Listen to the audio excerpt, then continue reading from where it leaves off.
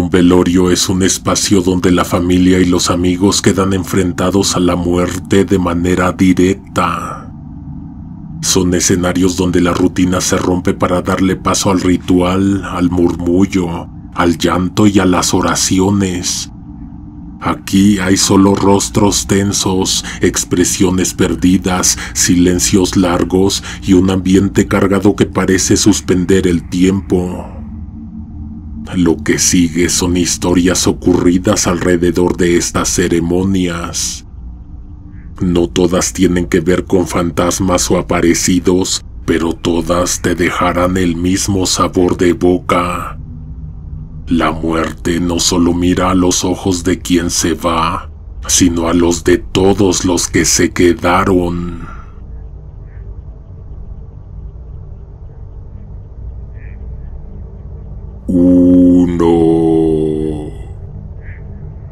Tere era una amiga de mi mamá, ahí se iban en la edad. Mi mamá vendía comidas durante el día y en la noche siempre pasaba Tere a ver qué había quedado. A la hora en que regresaba de trabajar no alcanzaba a comprar nada en otros lados, no encontraba nada abierto, así que mi mamá le guardaba un plato para que alcanzara a cenar. Su costumbre de siempre era tocar la ventana. Por la hora mi mamá ya sabía quién era, y si ella no estaba me dejaba un recado para que me quedara al pendiente. Si llega Tere, dale lo que le guardé y no le cobres. Para eso somos amigas, ¿no? Además, siempre le doy lo que sobra de las comidas. Esa noche cuando volví de las canchas, mi mamá no estaba. En la mesa dejó un papel donde avisaba que tuvo que salir de rápido, a la carrera. Como a las 9, Tere tocó la ventana. Me levanté indeciso sin saber si ir primero por la comida o abrirle para saludarla antes de ir por sus guisados. En cuanto le abrí la ventana, me dijo que si le podía hacer un café, que traía frío y que donde estuvo no le quisieron dar. Le pregunté si no prefería pasar y aceptó. La vi tiritando, aunque no era para tanto. Mediados de agosto no debería sentirse tanto frío. Caminé a abrir la puerta. Asomándome a la calle no la encontré frente a la entrada. No la vi en la banqueta ni junto al portón. Cerré para regresar, pero al voltear la encontré adentro, parada a media sala, descalza. Se tuvo que haber metido por la ventana. Iba a preguntarle si estaba bien, que qué le había pasado, pero ella seguía con que allá no le querían dar café. Fui a la cocina, saqué agua de una olla, busqué un pocillo, le serví unas cuantas cucharadas de café y lo puse al fuego. Mientras tanto rebusqué unas vendas en un cajón y una frazada bajo las escaleras. Cuando volví, ella seguía ahí, de pie, ausente. Le di la frazada, las vendas y la botella de alcohol para que se hiciera una curación. Si mi mamá hubiera estado ahí, ella misma la habría atendido, pero yo solo alcanzaba a darle lo que podía. Le hablé para hacer plática, pero casi no respondía, como si estuviera en otra parte. Escuché que el café empezó a hervir. Fui, serví una taza con cuidado y volví a la sala. Cuando entré, Tere seguía de pie, pero esta vez algo era distinto. Se había cubierto con la frazada de pies a cabeza. Estaba inmóvil, completamente inmóvil, como una figura colocada al centro de la sala. No alcanzaba a verle la cara, ni un solo rasgo, ni siquiera escucharla respirar. Me detuve en seco. Le hablé una vez, no respondió. Le hablé de nuevo, nada. Parecía que toda ella estuviera apagada. El ambiente alrededor era tan denso que casi podía sentirse en la piel. Me acerqué despacio para darle la taza, casi con precaución, mientras le preguntaba si estaba bien, si no me estaba jugando una mala pasada. Entonces un estallido me hizo saltar. Fue la ventana. El viento la azotó tan fuerte que el vidrio estalló en 1000 pedazos.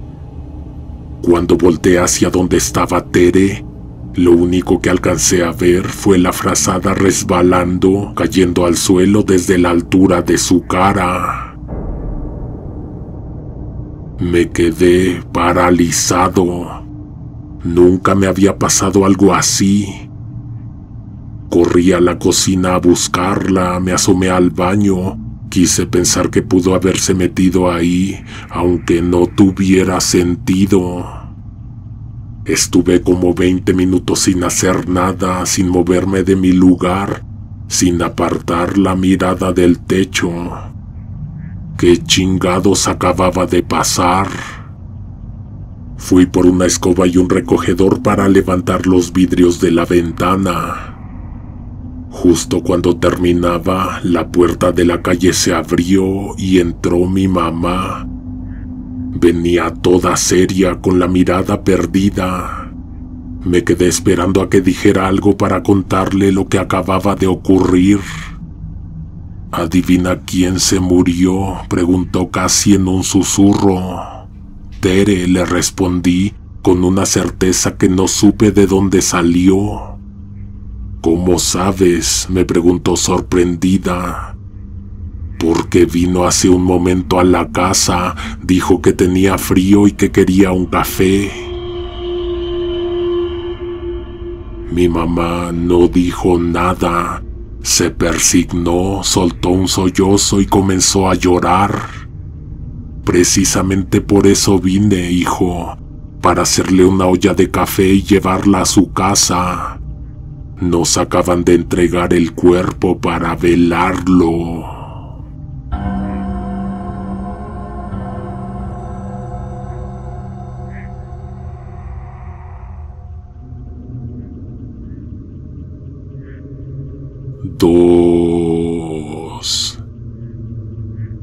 Mi mamá se vino a vivir a Tehuacán cuando se casó. Se vino a escondidas de su familia, que no querían que se juntara con mi papá. Acá nacimos y acá crecimos. Ahorita vivimos cerca del centro, pero ella cuenta que al principio llegaron a instalarse en las afueras, donde escaseaban los servicios, pero sobraba terreno para construir. Ella recuerda que lo primero que le llamó la atención al llegar fue que la gente era demasiado seria. Ella trataba de saludar y hacerse un lugar en la comunidad, pero nadie le respondía. Al contrario, bajaban la mirada o seguían de largo. 1 o 2 semanas después descubrió por qué. Por todas partes en la colonia había señales de duelo, de luto. En las puertas colgaban moños de tela negra. Algunas mujeres seguían saliendo a la calle con velos oscuros que les cubrían el rostro. El ambiente era gris, cargado de una tristeza que no solo era por la lluvia que caía casi todas las tardes. Una vecina al fin le soltó a mi mamá lo que ocurría. Le dijo que días antes de que llegaran mis papás habían velado a un muchacho en la colonia.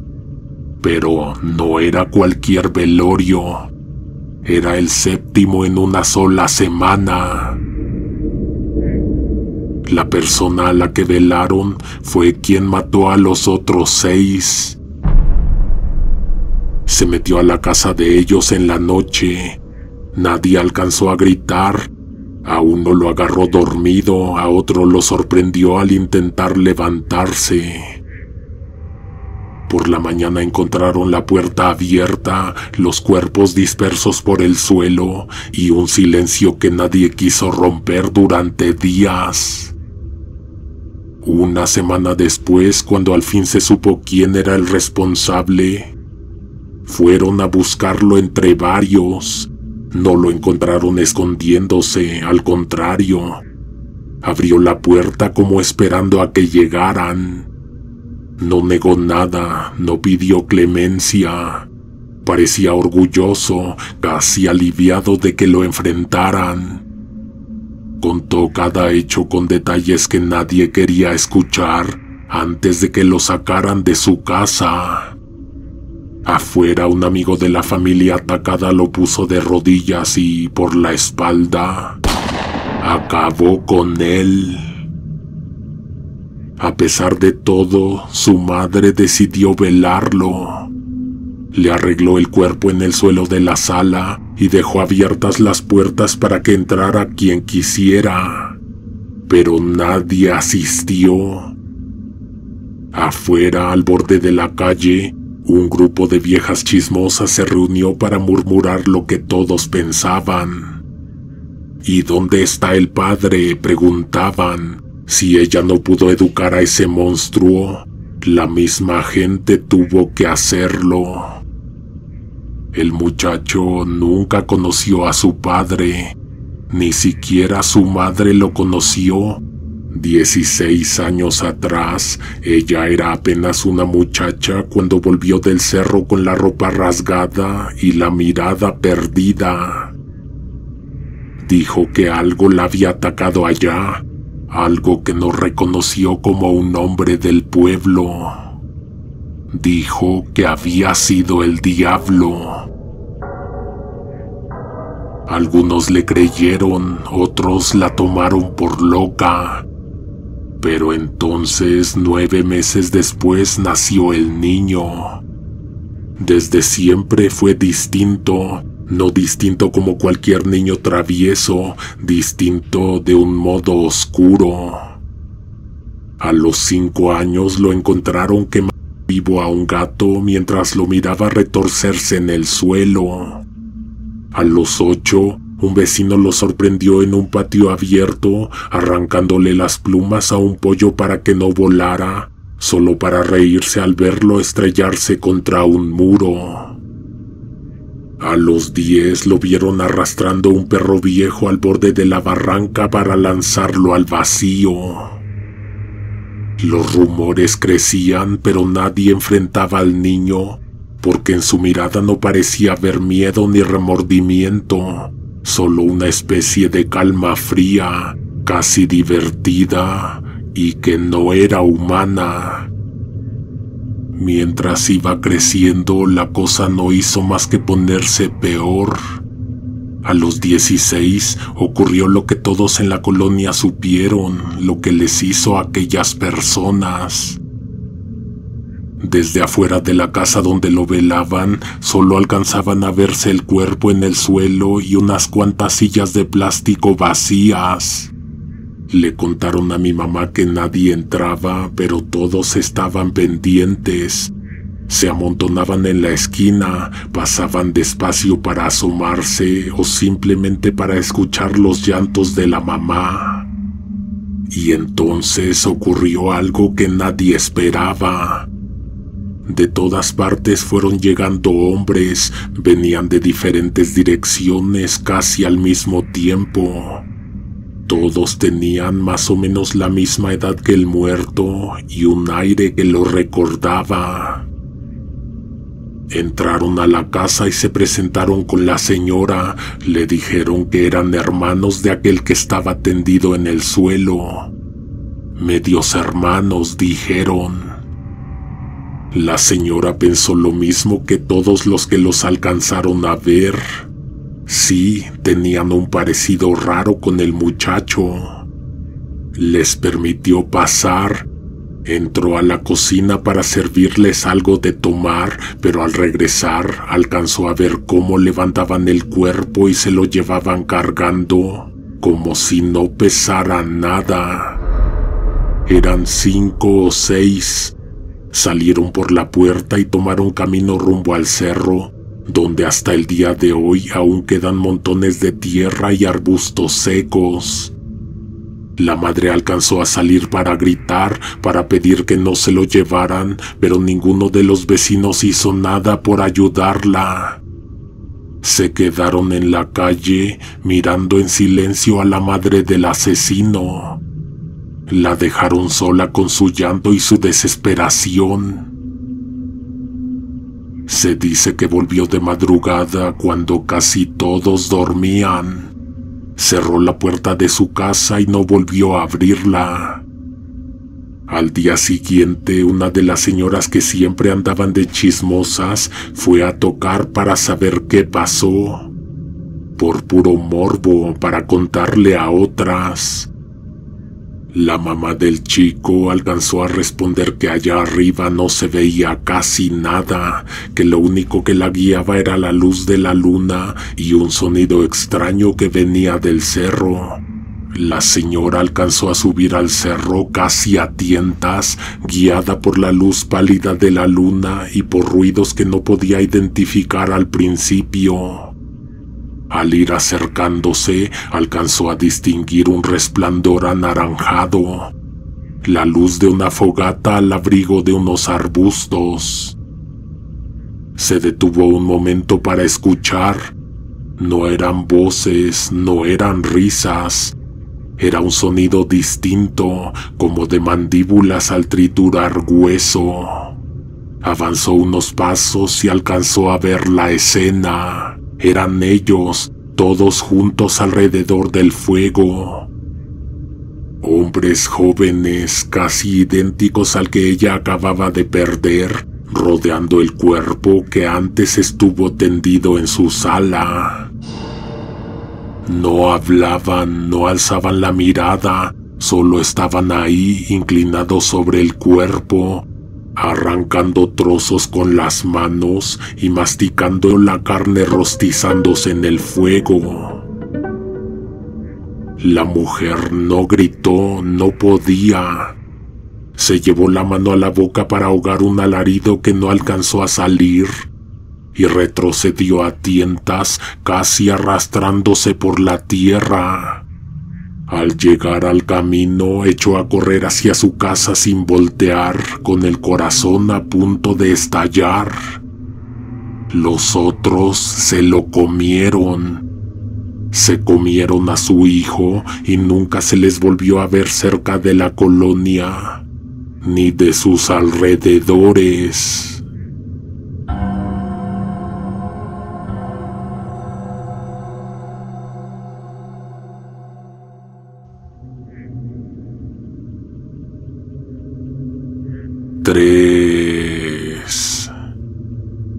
El año pasado murió uno de los amigos de mi hermana.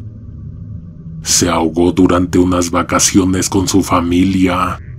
Rescataron casi inmediatamente el cuerpo, pero era muy tarde. Estuvieron intentando reanimarlo durante varios minutos. A final de cuentas, tuvieron que pagar transporte especial para llevarlo de regreso. Mi hermana se enteró casi al momento en que los papás llegaron a la ciudad. Se fue hacia allá para acompañarlos, para ayudar en lo que hiciera falta. El cuerpo ya lo había recibido la funeraria, una que está cerca de la San Rafael. A la media hora de que colocaron el cuerpo en la sala, Arturo, así se llamaba, se levantó. Se levantó como a veces lo hacen los muertos antes de que el rigor los venza por completo. Un leve arqueo en la espalda, un espasmo en los músculos del cuello, un leve temblor en los dedos. Luego, casi mecánicamente, se enderezó a medias apoyándose en los costados de la caja. La gente alrededor no supo reaccionar. Se espantaron, pero no como quien grita al ver a un fantasma, sino con ese espanto que viene cargado de incredulidad e incomodidad. Todos sabemos que algo así puede pasar, pero se sintieron raro porque en ese momento cada uno pensó en la misma imagen, en su propio cuerpo muerto, levantándose a la mitad de un velorio. Arturo pidió que lo ayudaran a bajarse de la caja para ponerse de pie. Nadie podía responderle, no era posible. Lo habían declarado muerto antes de salir de allá, y de nuevo al llegar aquí, 3 horas después, 6 desde que lo sacaron del agua. Todos se acercaron, pero nadie dijo nada. Esperaban que él hablara primero, que explicara qué ocurría, qué sentía, qué había pasado. Se quejaba de un dolor intenso en la cabeza, como una especie de presión interna, y decía que los pulmones le quemaban, que las articulaciones las sentía como trabadas, casi oxidadas, y aparte había un olor muy fuerte a flores podridas. La mamá lo llevó a recostarse en un sillón. Entraron personas de otras salas de la funeraria para ver con sus propios ojos lo que estaba pasando. El milagro. Uno de los amigos de Arturo, que siempre iba de sabelotodo, soltó que no era tan raro regresar de la muerte, que podía tratarse de un estado de animación suspendida, algo parecido a un coma donde el corazón apenas late y la respiración casi desaparece. Podría ser, pero dice mi hermana que la sensación que todos experimentaron fue muy extraña, demasiado peculiar. Tenían atorado en el pecho el dolor de la pérdida, aunque el muchacho estaba de vuelta a la vida. Sus tías no dejaban de llorar. Arturo se acercó a mi hermana. Ella lo observó con mucha extrañeza. Estaba maquillado como se maquilla a los muertos. Los labios los tenía grises y los párpados hundidos. De verdad se veía aterrador, con su traje y un par de rosas todavía metidas en el bolsillo de su saco. Le dijo a mi hermana que cuando se estaba ahogando, alcanzó a entender que moriría, que cuando no pudo salir a la superficie para tomar aire, la presión en el pecho era tan fuerte que creyó que los pulmones le estallarían. Luego perdió el sentido. Después sintió que salía del agua, que algo o alguien lo colocaba sobre un montón de arena caliente. Pero al abrir los ojos, descubrió que estaba en una especie de desierto extraño, donde no había color, solo blanco, gris y negro. Contó que estuvo ahí tanto tiempo que perdió la cuenta. 2, quizás 3 meses, donde el día y la noche duraban lo mismo, donde no existía nada, solo un viento leve que no traía olores. Experiencias cercanas a la muerte, dijo su amigo. Visiones típicas de personas que estuvieron al borde de la muerte. Pues ya sería hora de irse. Ya no había nada que hacer ahí. Me pregunto en esos casos, ¿qué hace la funeraria? Antes de que la mamá de Arturo despidiera a la gente, alguien hizo el atinado comentario de que solo de esa manera se reúnen todos. Arturo levantó la cabeza de repente, como si alguien lo hubiera llamado desde allá. ¿Y ella quién es?, preguntó mirando hacia un rincón de la sala. Mi hermana volteó, no había nadie. Le dijo que no alcanzaba a distinguir a nadie, que tal vez estuviera cansado, que podría darle un vaso de agua para que estuviera tranquilo. Arturo la describió como una mujer alta, casi desproporcionada, con una cabeza demasiado grande para su cuerpo.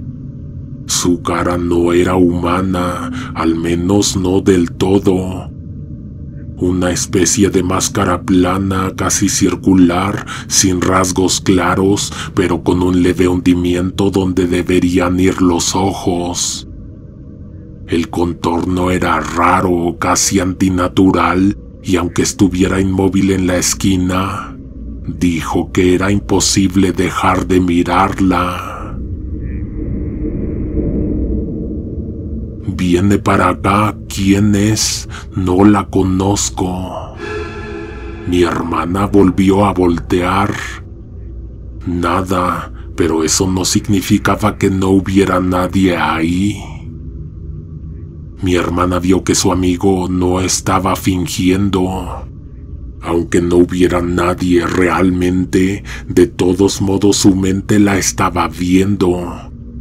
O tal vez sí había una persona, pero mi hermana no la podía ver. Arturo levantó la cara con temor, mirando hacia un punto vacío. Su lenguaje corporal concordaba con la descripción de estar viendo a alguien alto, tan alto que casi tocaba el techo de la sala.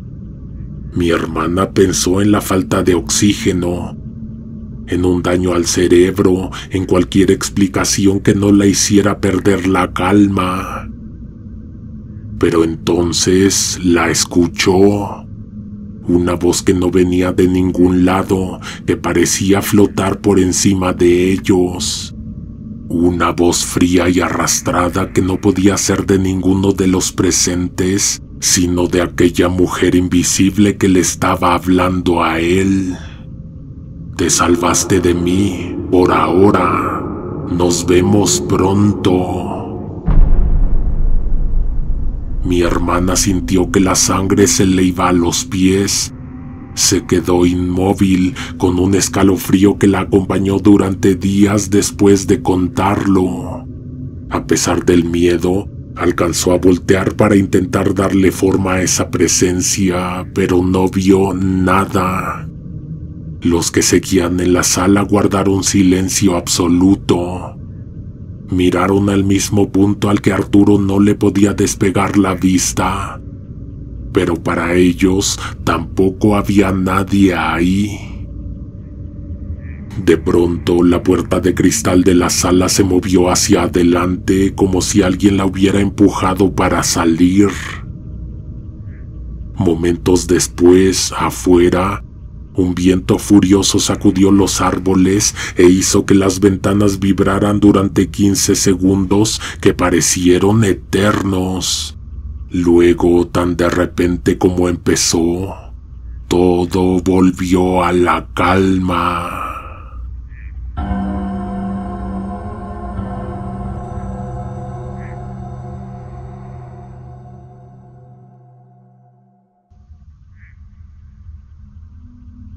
Cuatro. Una prima de mi cuñada iba muy seguido a nuestra casa. Le ayudaba a mi mamá con cosas, con mandados, sabía bordar y coser y además leía mucho. Nos contó una vez que su momento más humilde fue cuando trabajó en una casa funeraria. Estaba de recepcionista. Es curioso que llegó ahí por una amiga que tenía en un club de lectura. Al principio no pensó que aguantaría, pero con el tiempo dijo: «Te acostumbras». Dice que sí se ven cosas todo el tiempo, que cada muerto viene arrastrando algo diferente. Vanessa se acostumbró a hablar de esas cosas con mucha naturalidad porque dijo que ahí son el pan de cada día. Una de tantas historias ocurrió en un velorio en una de las salas del fondo del edificio. De 12 de la noche a 7 de la mañana no hay personal en la recepción, pero que ella se quedó esa vez porque se le descompuso el carro a su papá y no podía ir a recogerla tan lejos. Podía quedarse en los dormitorios para empleados, así que no había tanto problema. Se estaba acomodando para dormir cuando una persona le fue a tocar la puerta. Dice que una de las cosas más raras fue cómo supieron que ella estaba ahí. Los dormitorios estaban en el área de empleados, después de atravesar las oficinas, la cafetería y unos vestidores donde también tenían lockers para guardar cosas.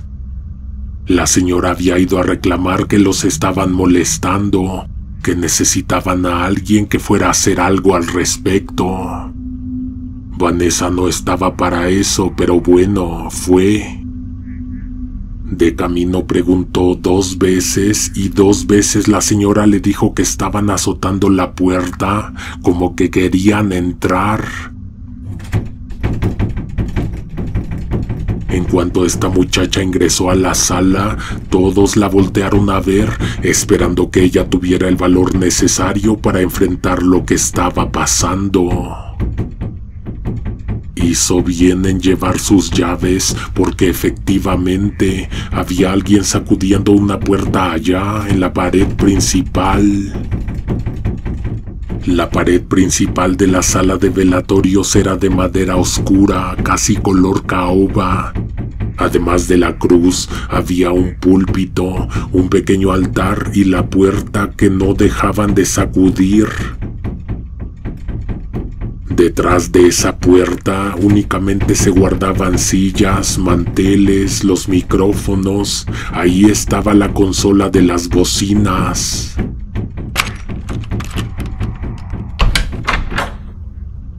Vanessa abrió mostrando que no había nadie, pero tampoco pudo explicar qué estaba pasando.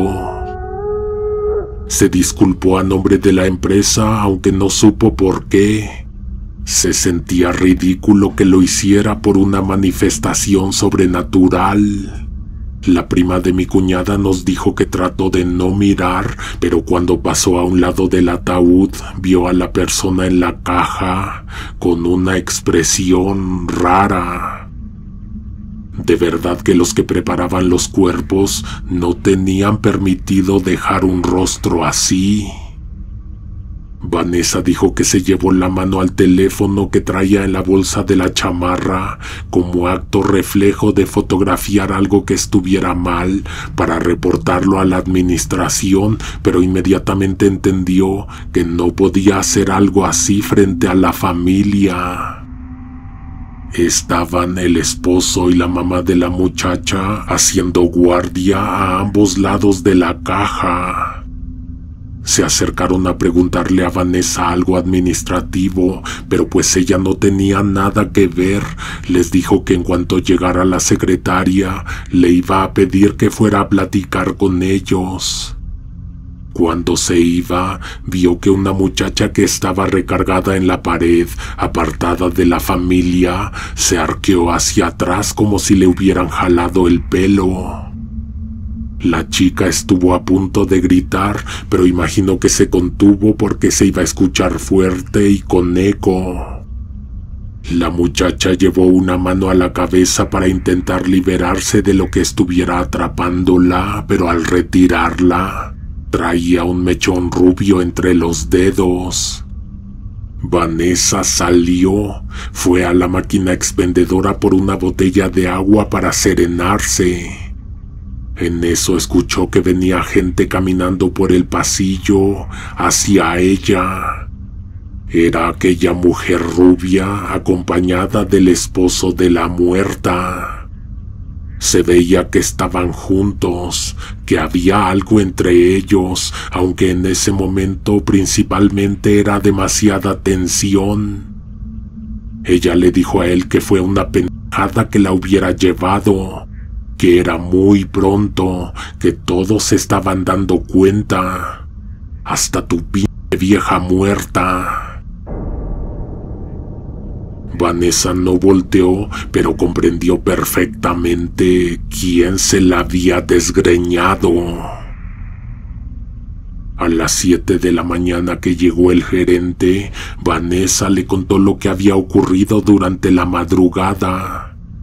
A él le sorprendió que en los 4 meses que ella llevaba trabajando ahí, nunca hubieran tenido esa plática.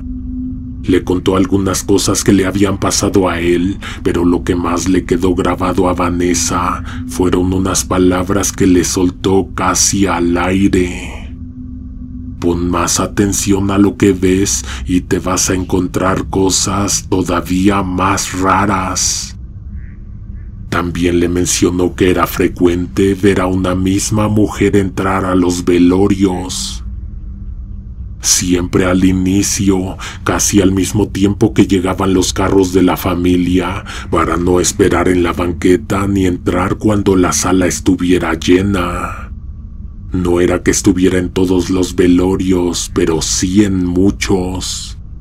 Él pensó al principio que esa mujer solo iba a tomar café o a comer de la mesa que ponían para los visitantes, pero no era eso. No preguntó, nadie preguntó, porque nadie se quejaba y a final de cuentas todos querían asumir que era conocida de alguien. Vanessa decidió ponerle atención y sí. La vio un lunes, luego un jueves, luego un domingo. Era una mujer joven de cabello lacio y oscuro, con un aire raro pero elegante. Siempre bien arreglada, con un abrigo que parecía viejo pero bien cuidado. No tenía la actitud de quien llega a donde no pertenece. No era invasiva ni tampoco apresurada, simplemente estaba ahí, presente como una pieza más del ritual.